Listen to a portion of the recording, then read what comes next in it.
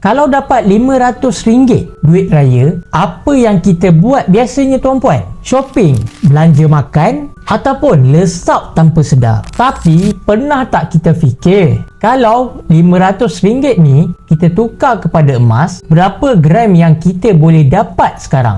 Dan apa kesannya dalam masa 5 tahun daripada sekarang? Katakan hari ini harga 1 gram emas di Public Gold RM494. Jadi dengan RM500 kita dah boleh dapat lebih daripada 1 gram. Mungkin nampak sikit tuan-puan, tapi cuba tanya diri anda balik, berapa harga 1 gram ini dalam masa 5 tahun? Dalam tahun 2019 kita RM180 ke RM200 saja. Hari ini dah hampir 2 kali ganda tuan-puan. Kita hidup dalam zaman di mana duit makin susut nilainya, bukannya disebabkan oleh inflasi saja, tapi sebab gaya hidup, kos sara hidup dan ketidaktentuan ekonomi global. So, kalau anda dapat duit raya ataupun anak-anak dapat duit raya, cuba fikir lain sikit tahun ni tuan-puan. Tukarkan sebahagian jadi emas. So tuan-puan, nak tahu cara paling mudah untuk mula simpan emas serendah RM100 sahaja? Sila komen nak dan saya akan tunjukkan caranya tuan-puan.